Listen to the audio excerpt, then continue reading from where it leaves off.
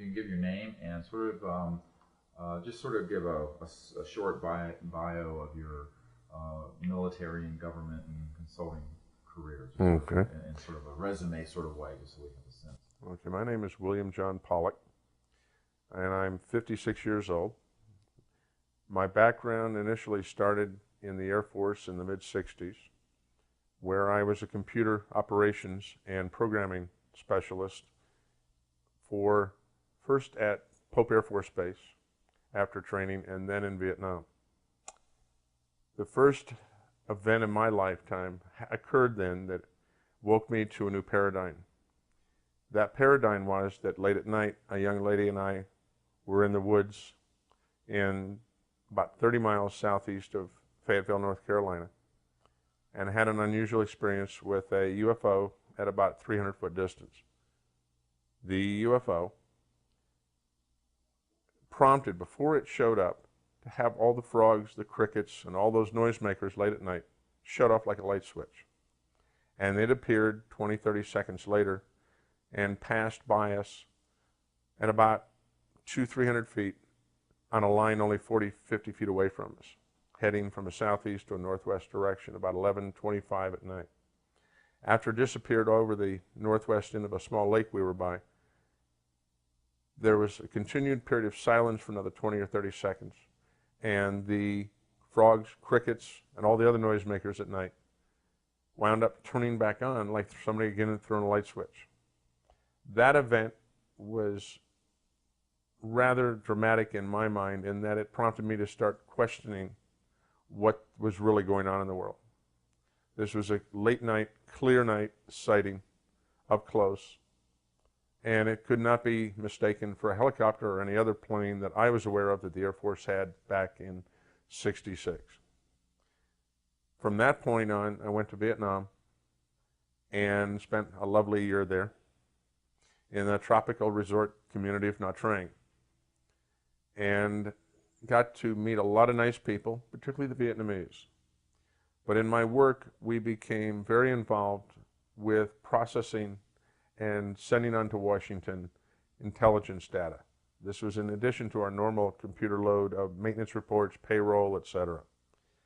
And in that situation, it became quickly evident that we could have fought this war at a much higher level and much more efficiently than it was intended. It became obvious to all of us that it was a political war and not to be won. After that experience, I left the military, in spite of the fact that almost everybody in the computer science arena was asked to stay on. In fact, the Air Force encouraged us by promising us four-year college degrees fully paid, officer's salary while we're in, etc. But none of us stayed. Several years later, I got back into using my computer knowledge when my first wife had passed away in '77, and I was asked to come and help get a firm to grow called Rusco Electronics. In the late '70s, Rusco Electronics was the largest manufacturer and installer of access control equipment in the world. A friend of mine had asked me to help him because he wanted to leave the company and start his own company, and I said, yeah, I'd love to. You know, my wife had just died, and I was looking for something new to do. And it quickly became apparent that everybody in the security industry was back in the old relay days of philosophically and technologically, and that the industry did not have very many people with computer expertise. What quickly occurred in just a year or two is I went from doing corporate level work in the Denver area, which at the time was growing like a mushroom, to doing military work, national work, and getting my security clearance back and activated again. This led to doing a lot of work for the State Department, and eventually, by 1980, realizing that the firm I was with was about ready to be left in the dust technologically. We tried internally to convince them to upgrade their technology, and they would not. And I started my own firm with two other engineers in Denver, one from Hughes, who was based at the time at Buckley Air National Guard Base, which is actually a primary site for reception of satellite data for national security purposes. And another friend from Lockheed. Well, it was Lockheed Martin today, but it was Martin Marietta back in those days. We started the firm and developed within 9 months the most powerful electronic security system available at the time. In fact, we prided ourselves on having a form of Windows before Macintosh on our systems without any command codes. You just punch and click and move windows around. And we did a lot of work. We at one time were doing 17, 18 major systems around the country. In fact, we did 5 alone for Federal Express, and we'd link these systems into a war room type environment back at their headquarters in Memphis, at the time called the Pony Farm, through a satellite link. We were one of the first ones to link security systems at separate sites back through satellite linkages. We time multiplexed with their data going back and forth for their shipping. And this led to a lot of other projects. And eventually, even when I finally left my own firm that we helped start in '84, I started working for Beltway Bandit type consulting firms. This would be SIC, Tracor, EGMG, etc., either as a contractor for them or as an employee for a period of time. It was at this time, again, that I realized that there was something amiss during this period of time when I was developing security systems out of a national security interest, in addition to large corporate systems. And I needed to find a security system in this marketplace as something that is as complex as any web network today. And the systems would run from $500,000 to $25 million just for the hardware. The systems that we worked on were starting to be placed in areas that surprised me. There was one particular project when I was at EG&G where we were tasked for designing a system for a base that, it amused me at the time, nobody seemed to be aware of in Nevada, called Tonopah Base, southeast of the little old mining town of Tonopah. And that this base was actually where the F-117s were kept when they went operational. They were never kept at Groom Lake. That was only for testing purposes. And that the entire wing was based there at the time. And our guys used to chuckle about the Revell model not being quite right. And what concerned me was that at this time there was a decision that we had to make on what was going on at Tonopah, and that there was a lot of facilities deep underground there that we secured. And there were elevators that would go up and down, very large elevators that could take craft, much like the elevators on an aircraft carrier, but on a land-based environment. And that these went very deep underground, and that the equipment that we could see underground around was not that which would run a normal aircraft, generators, air conditioners, etc. There was a totally different type of equipment. Now, one of the things that interested me after I left that project several years later was that they finally announced the F-117. And one of the concerns I would have is what is being done with Tonopah now, because they were moved in a rush, a very big rush. Now, if I remember the number right, there was $75 million spent in only a 9-month period to prepare Holloman for the F-117s. Now, that's okay, but why the rush to get them out of Tonopah? With some of the facilities that are deep underground becoming activated on a full-time basis, not just for testing purposes, and that they needed to remove those planes and those crews and support staff to Holloman to prepare in a rather large rush for a new project to be brought in there. But none of the indications we had or my staff had that would actually install the security equipment had was like any other plane, even something as broad-ranging as the Aurora that we have all heard about to one degree or another. But I need to back up a bit. There is another subject I need to broach above and beyond the ufology subject that I got involved with that relates to this when we talk about alternative government control mechanisms. In that one of my favorite hobbies has always been tracking new technologies, and hopefully so it benefits in business.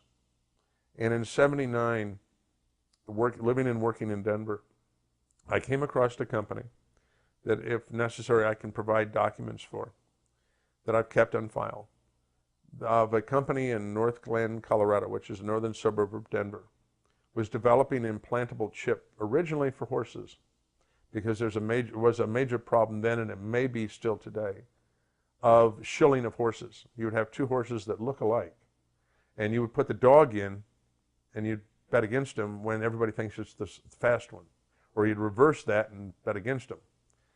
And he was attempting, through good faith, to develop a technology to give a unique signature to every single horse. That pill, if you want to call it that, intelligent pill, at the time was already small enough by then to implant under the skin with a horse needle, a large hypodermic needle. And I was shown these, and they worked. And we could read them with a primitive hand wand type reader from about 7 or 8 feet away. And this was still primitive technology. Excuse me. Now, at the time in the security industry, a lot of us had a lot of concerns about tracking and locating people that had been kidnapped, particularly what was going on in Europe at the time, where we were having NATO officers, even the Prime Minister of Italy, kidnapped. And these people were drained, or they were brutalized, or both. And one of the goals of the industry was to develop technology that would allow us to track these people or locate them quickly, hopefully to save their lives, but on a secondary basis to keep them from being drained of sensitive information.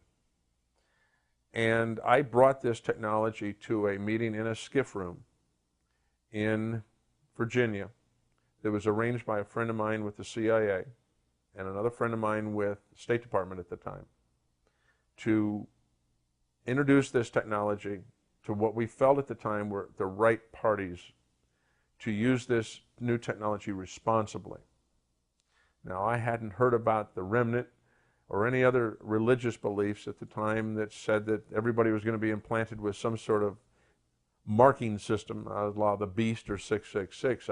I wasn't even aware of that stuff at the time. And I was taking this as a serious solution to a potentially a problem that would not go away. And it was interesting, we met in this room, and because of the tight meetings we were involved with, certain people would not give you their full name or where they came from. I just had to trust that my two contacts had contacted the right parties to be there at the right time, and that they would all be responsible individuals. There was a mistake. After that meeting, I discovered that 2 of the people in the meeting had never been asked there, yet they knew about the meeting. They knew what it was about. They knew who was going to be there. And later research indicated that one of them actually worked for the Department of Agriculture and one of them worked for the Department of the Treasury. What prompted our looking at these 2 men was that the way they asked the questions they asked, the attitude behind them, even the body language, indicated that they had reasons for the use of this technology other than the one that was intended at the meeting. In fact, their largest concern was, how fast could we make a couple billion of them? And could we each give each one of those a unique identity number? Now, this particular pill-shaped device, very minute, had a lot of flexibility in its capabilities. It was basically just almost a transponder. You would send a frequency to it, and it would respond back with its unique number, which could not be changed once the chip was made. Yet there were a lot of capabilities that could be added to this chip, such as monitoring temperature, blood pressure, pulse, and even waveforms out of the brain. But that was for research down the road. What was amusing to me a few months ago on a website that likes to collect articles on the unusual is that a lady out east had a chip removed from her body in 1999. They had it blown up on the website, and it was a slight modification of this chip from Denver with some of its enhancements, and it was put in her, she believes, in either 1980 or 1981. what was amusing about this was that this gentleman never had to worry about money again. And he quietly passed on a lot of this technology to somebody we never knew. And this concerned my contacts in Washington because it never went anywhere with them. Somebody else took it and ran with it, and we never knew who it was.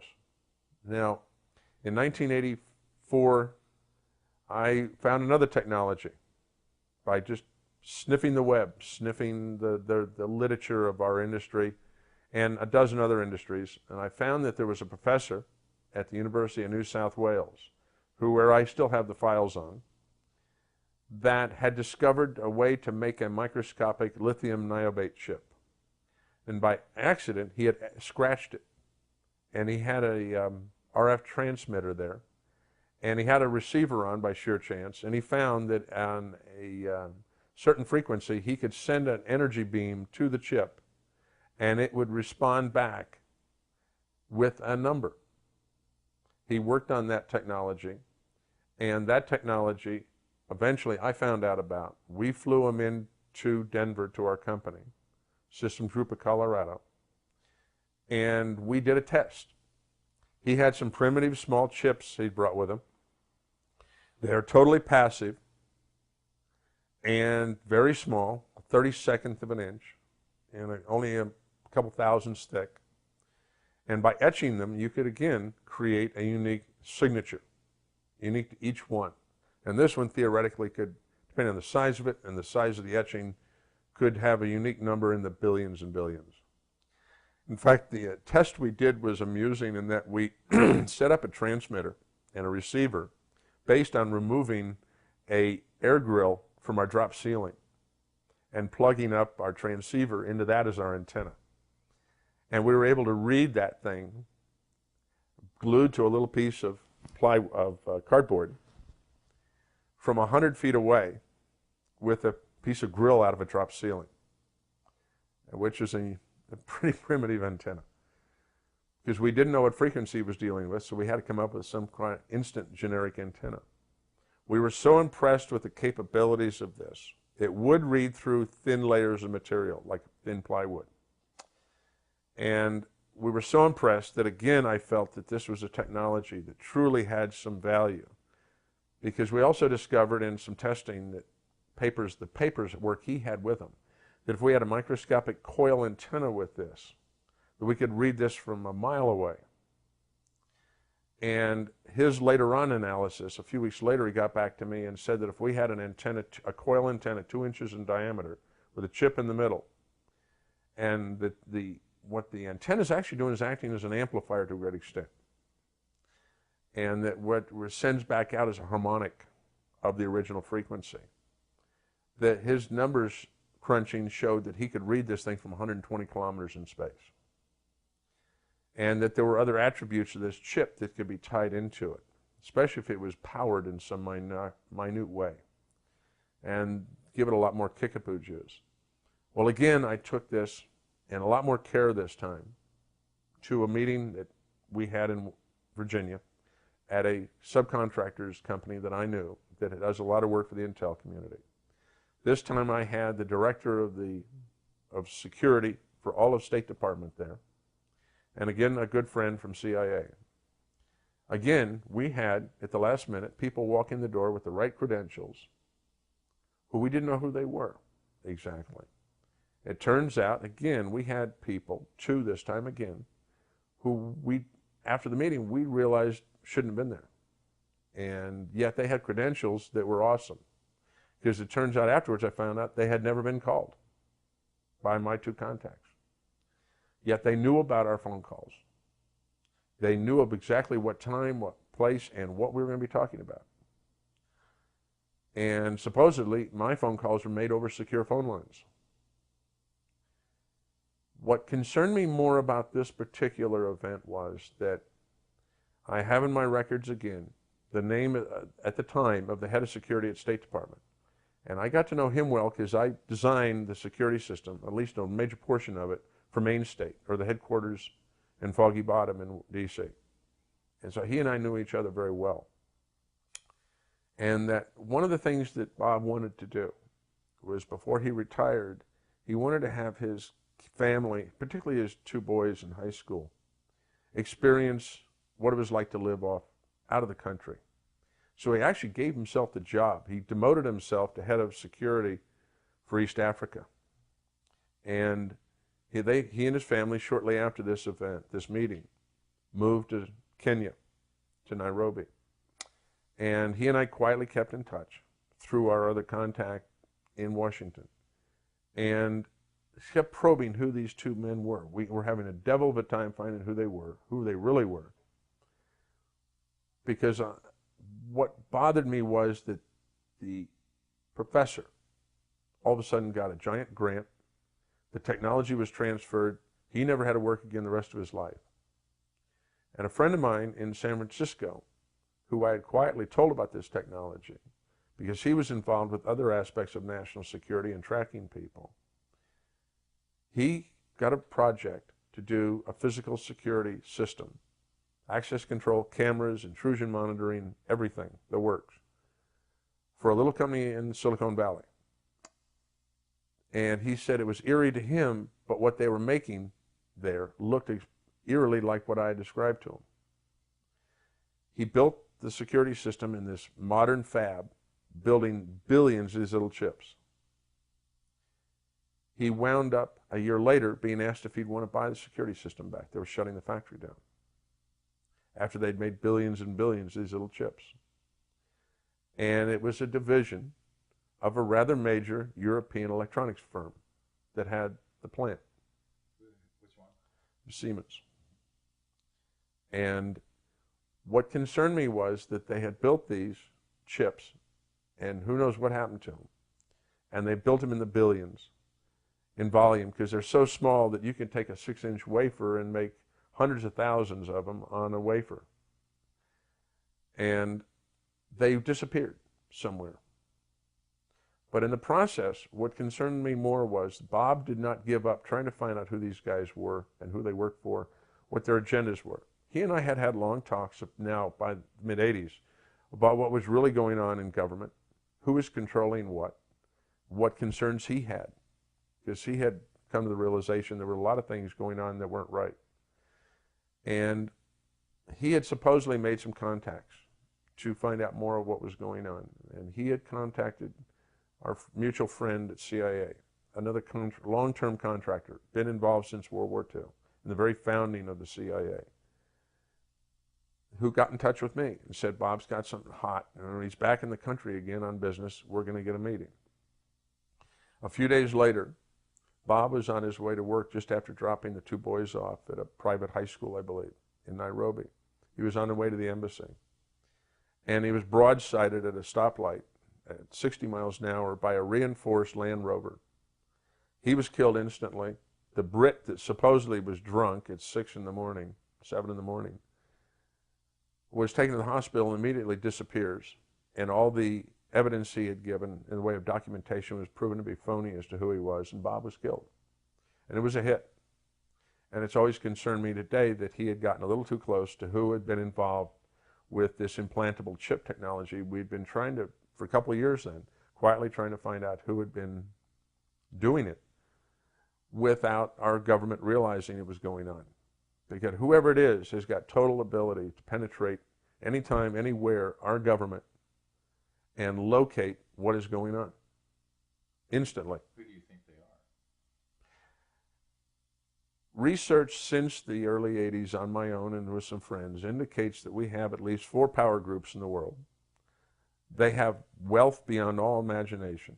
They have advanced technologies. They have taken over various programs, particularly black programs, within our government and probably even the Russian government and the Chinese. Their politics to them, as we know it, is not the same. And they have agendas totally unlike what we perceive our government's agendas really are. And that they are able to track unbelievably what's going on around them at a minute level. And who these people are, my friends and I have given them names, but they have no relevance to what they call themselves. We just simply call them the 4 horsemen. And that these horsemen work together at times, and they work against each other at times. There's an ongoing battle between them at a low level to who's going to be top dog in the world. The one commonality to all four appears to be an absolute desire for control of everything and everything. And that some of them have different bases for this.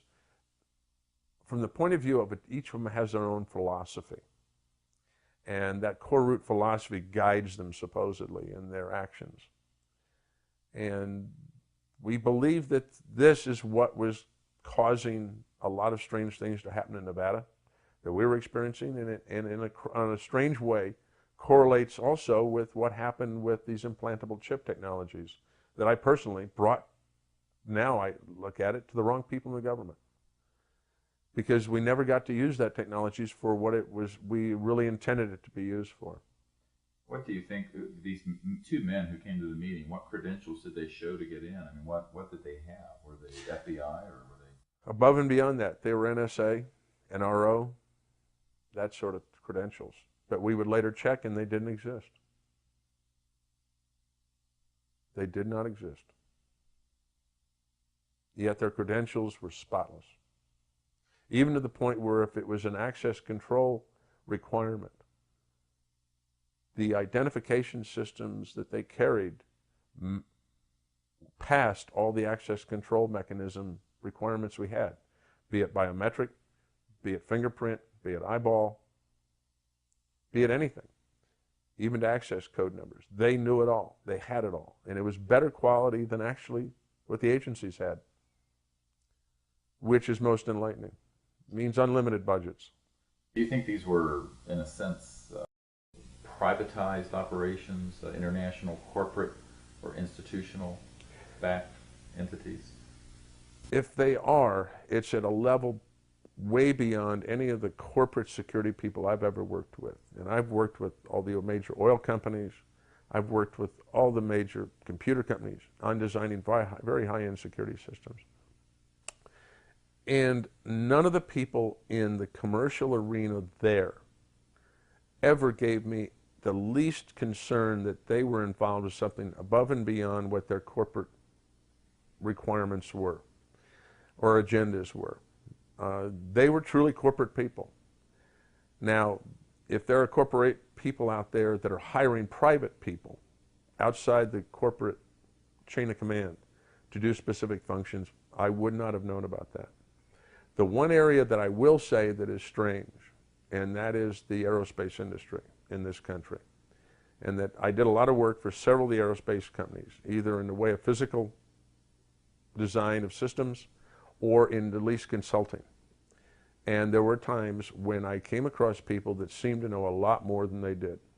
And some of them are very good at controlling their body language, but not perfectly. And we would run across various companies, particularly those in California and in the Denver area, that had projects ongoing that they were doing security work for that was beyond black.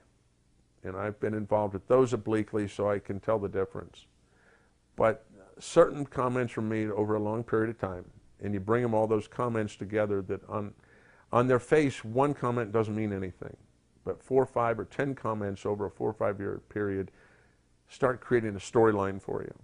And the storyline basically is that there's a lot of work going on in the aerospace industry that would indicate that we have black projects that have gone even darker, and that there's work being done on electrogravitic, on scalar technology, etc., that we don't even think that those in Congress or even in the military that approve black budgets are aware of. They've been taken offline. They're funded through some other mechanism. Other than, in one case, I know of one black project that got billions of extra money back in the 80s. And I was quietly told that it never went over budget by more than $1 million. And there were billions of monies funneled through that black project onto something else. And the gentleman admitted it to me. Which corporations? That was Northrop. That was Northrop at Plant 29. But when you look at the scenario of the entire series of events, it starts forcing you to take your head out of the sandbox and put your sunglasses on at least so you can look at the bright sun and find out what reality is all about. And to a great extent, because of what I was involved with and the knowledge from '85 that the Cold War was going to wind down as we know it back then, it's just mutated into a new type of war, that I had to prepare to get myself, plan to get myself out of the business. Because budgets by the late '80s, we all assumed in the industry were going to start drying up. And so during the late '80s, I wound up just doing consulting work for SAIC, for Tracor, for ED, several of the Beltway bandits, and slowly got myself out of the business and got into the consumer arena. And believe it or not, started a cable company in '89 in New Mexico. Tell me a little bit more about, the way that you see the, for example, these people that appeared at the meeting and people who work at that level. Do you see them as being responsive to the president or the chain of command as the American public thinks of it? Talk about a little bit, if you can, about what you found about how the game is really played and who's in the loop and in control and who isn't. Okay. Steve, you brought up a good question about what's the mentality, what's the attitude of these people that I would run into periodically that seem to be out of the loop. They're not in the chain of command. Their attitude is that they look, act, and taste like bureaucrats. And having been around them for 20-some years, they have their own unique flavor. But these people had agendas that were unlike any agendas that you would ever have run into if you're in the mainstream government. An example would be that in the early '80s, we worked on a project with the Department of Agriculture and the state of Maryland for a period of time to try and convince them to get away from food stamps and let's go to a credit card machine that's coupled to the cash register. That would be an ID card, a simple swipe card, or some other higher level of access control card if needed, where the keypad PIN number would be implanted onto the keypad so that the person could, only that person could get food off their food stamps, because at the time, and I believe even today, there is a huge percentage of fraud perpetuated in the food stamp arena to the tune of billions a year. And so we got to meet an awful lot of guys at a high level in the Department of Agriculture that are in control of this program. And they are very familiar with access control equipment, particularly after we got done educating them, and the limitations and the capabilities of that technology to aid them in saving the public billions of dollars a year. That project went nowhere. The politics at the time were such that they didn't want to solve the problem.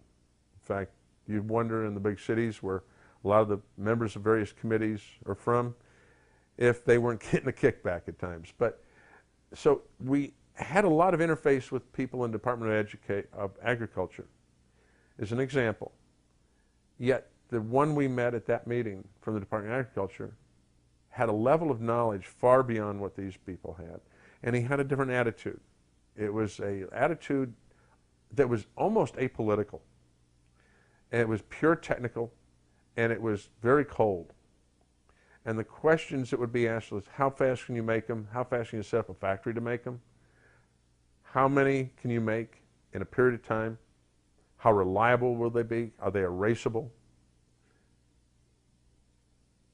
Are there any negative aspects of them when they're implanted in the human body? Will the body reject them?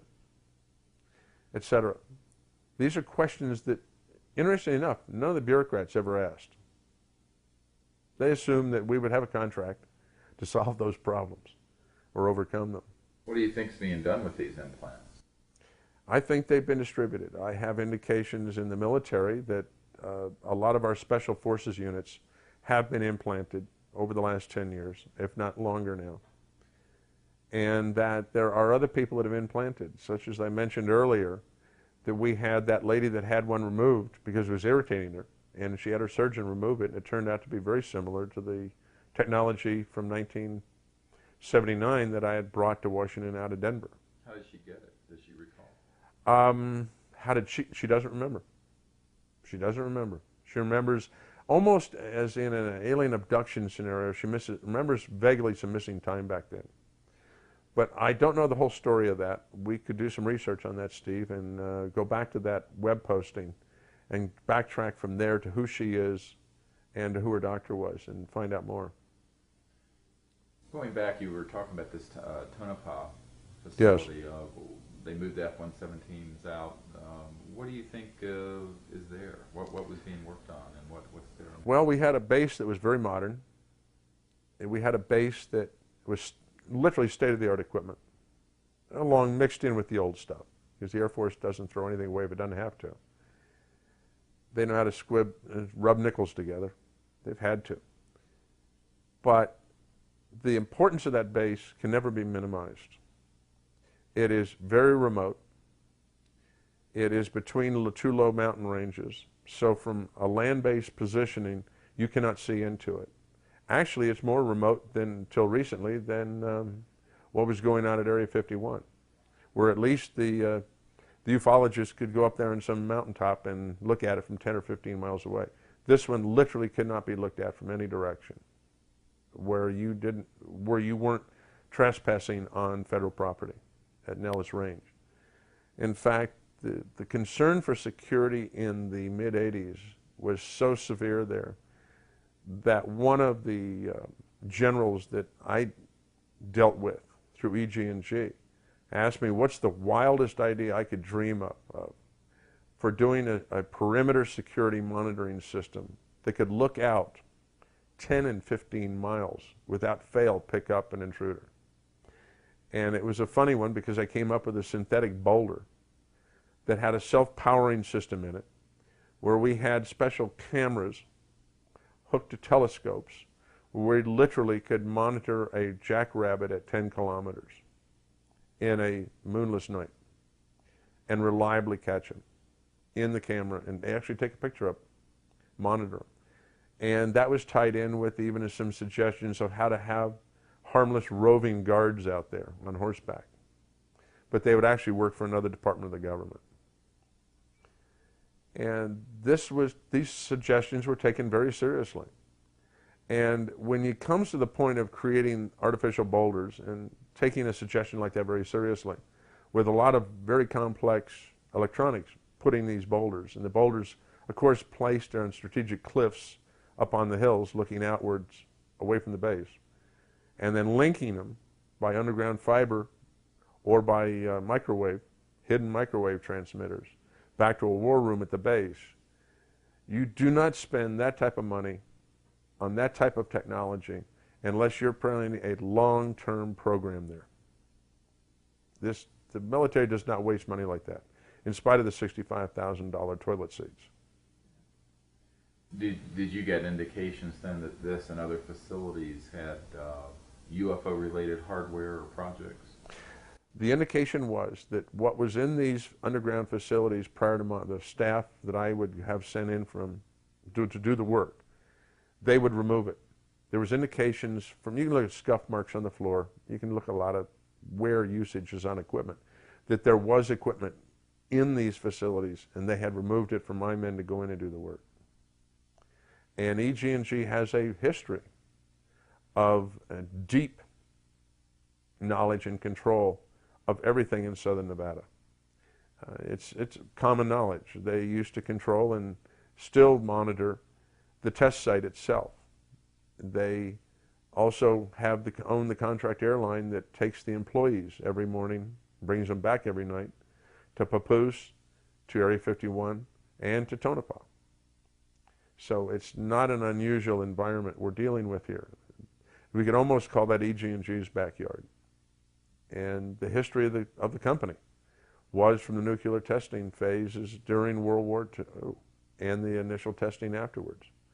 It was a science company meant to do work for the government offline, away from FOIAs, which is one of the greatest concerns I have, is that if we really want to find out what's going on out there, legitimately or illegitimately in the black project arena, we need to modify, if we can get it through Congress and the President, we need to modify the FOIA regulations to have no loopholes and to require that all government contractors, even black, are required to submit information through the FOIA system.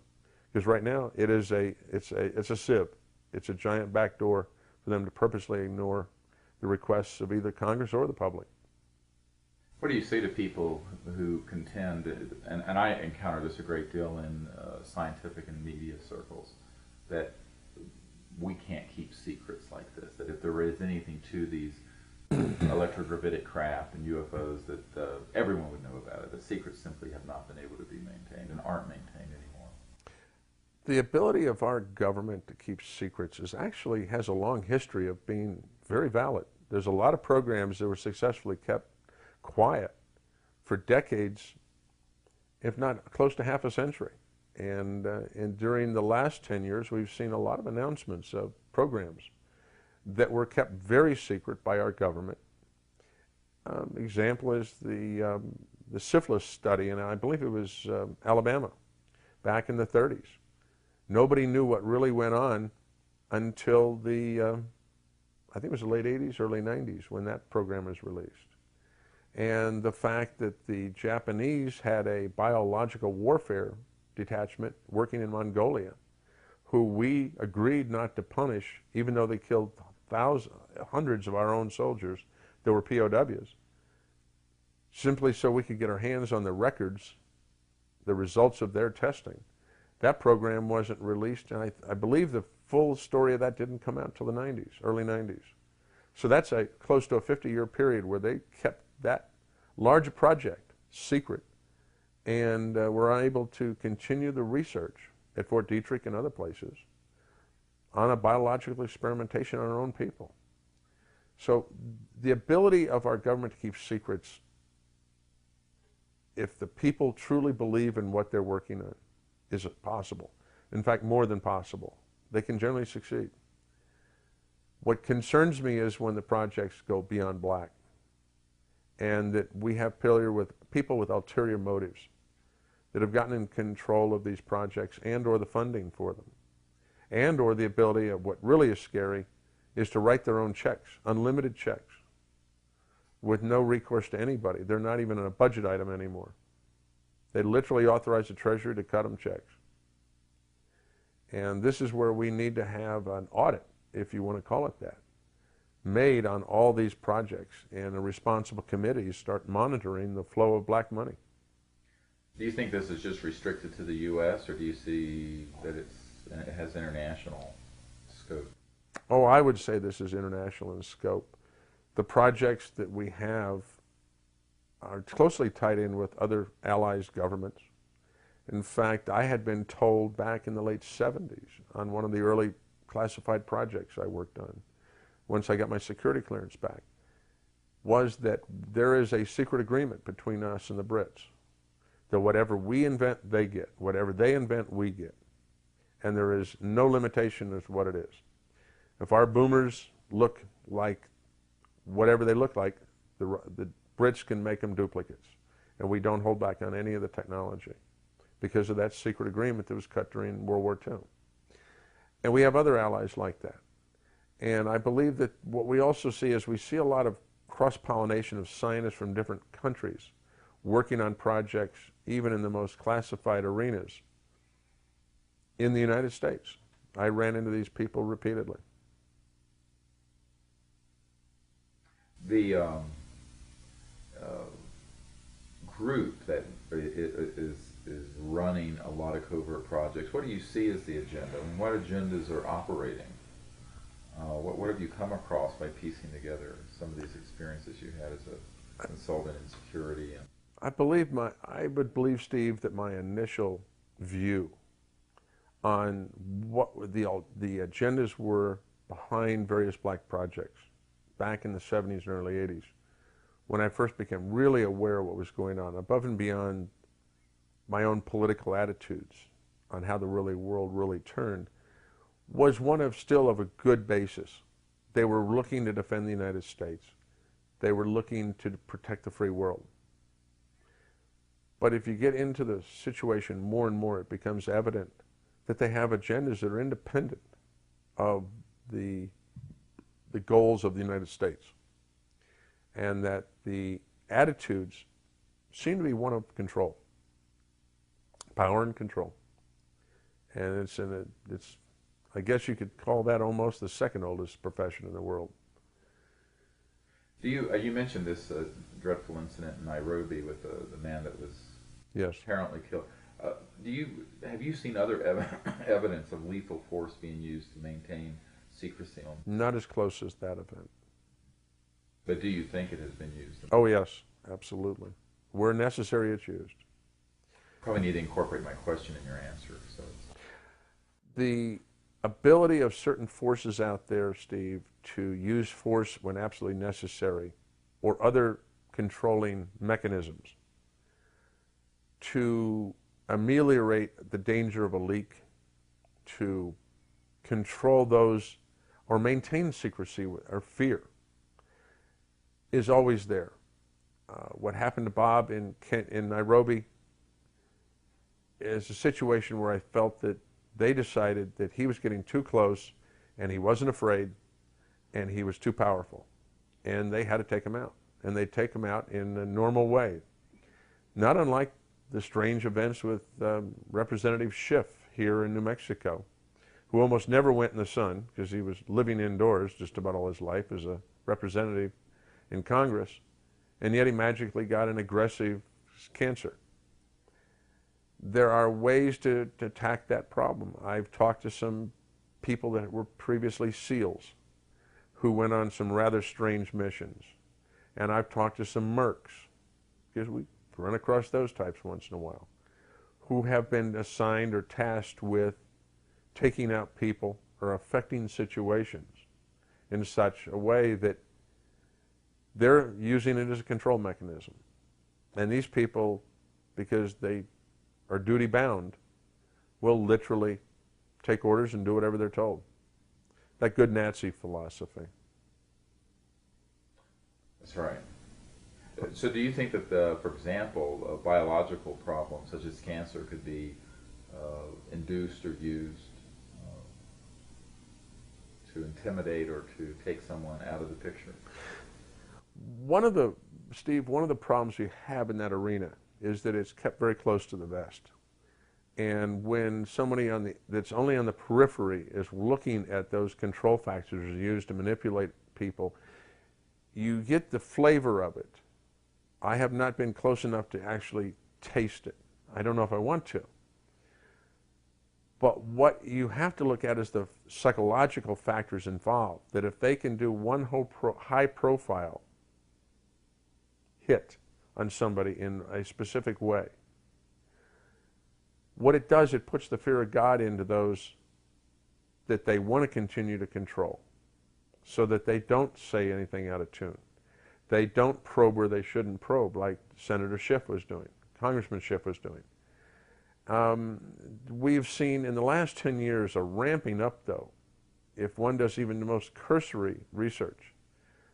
One of the ones that concerned me the most was the death of our Commerce Secretary several years ago on a mountaintop in Yugoslavia, where the hostess, the Air Force hostess on the plane, survived because she was sitting on the jump seat in the back. And a certain British group went in there first, and she was alive and healthy when she left the mountain, and she got down to the airport, she was dead. And she only had minor bruises. And somebody needs to look into the influence that certain British commando units have and their cross-pollination with other groups like them in the United States. But what was even stranger was that his body made it back to Dover Air Force Base, Secretary Brown. And they discovered that there was a bullet wound in the top of the head about the diameter of a .45, and that a preliminary x-ray indicated that there were shavings of some sort inside the brain itself. And that yet he was raced out of that into a crematorium literally within a day, so nobody could do a serious autopsy. And the people at Dover in the Air Force Base there were severely chastised for even doing what they did voluntarily. But in the profession, there is a way of doing this with frozen CO2 bullets or nitrogen bullets. and there is no residue left except what the shattered pieces of the skull cavity. And this is of grave concern to a lot of us because this seems to be an ongoing process, particularly in the last 10 years. It's become very blatant across the entire spectrum of our government, nationally and internationally. And I think we all can just follow the web tracks these days as to where the implications are for that. And the needs for continuing control are getting more severe, and the use of these mechanisms is becoming ever more blatant. So where do you think this is headed? I mean, what are your concerns about where we're headed? My concerns are for the freedom of our country and of the free world. It sounds rather simplistic, but we have to have a philosophy upon which we base our lives. And my philosophy is that the Republican form of government, if we can get back to it in some way, shape, or form, is the strongest form of government ever developed by man, by basically allowing one event to occur, and that is that we allow everybody to become a sovereign individual. It's been proven in the last 200 some years, particularly from the technological development we've experienced since the founding of this country, that to a great extent has been focused first in the United States. That is the most motivating type of mechanism we can possibly have for our species to advance. And yet there seem to be countervailing forces trying to stop it. And if we don't find ways to neutralize these negative forces, we're going to find our lifestyles, our concepts of life as a species, nullified. You've mentioned over the course of this interview a few which patients do you think are heavily involved in this whole effort, agencies and corporations? Steve, if you look at what layers of influence we have here, either at government or corporate level, I would say that at the corporate level, we have to look primarily first. If you're talking about new propulsion technologies, we would first only look to the aerospace industry. I've had deep discussions with some people over a long period of time who either they or their fathers had worked for various aerospace companies and had been directly involved with the research as far back as the early 50s, on into the 60s, and then by the 70s they felt they had overcome most of the problems in reverse engineering technologies from what, interestingly enough, they do never call UFOs, but they call AVCs. What does that stand for? Alien Visitation Craft. And that means they know who they are. It's just the question is, what's the color of their skin, if you want to use a generic term. But that these firms, and you can name them, they're all the top 5 in the nation. They're all involved in it in one degree or another, and they have their black within black. In fact, I wouldn't be surprised if we don't find in another few years that a lot of these firms have divisions that are even darker than the Skunk Works, and that one was almost a front for primary work in deeper divisions. And we have other divisions of the government. There was so much in the way of how long did the NRO run before anybody even knew they are operational. And then we get to the point where they're building their own headquarters in Virginia for almost $800 million, I believe. And nobody even knew they were spending the money on their new giant headquarters, which would have actually been larger almost than the headquarters for the CIA. So we have a situation here where somebody is not doing due diligence at the public level and at the government level in monitoring what's going on. You know, would you invest in a company without researching it properly to see if your investment is well placed? Well, we have people in the public and in our government that are simply not doing due diligence and upholding their oath of office for finding out what's really going on with our own government. Well, then that brings to another question. What about the Fourth Estate and the media? You would think that they would want to investigate these issues seriously instead of just ridiculing them.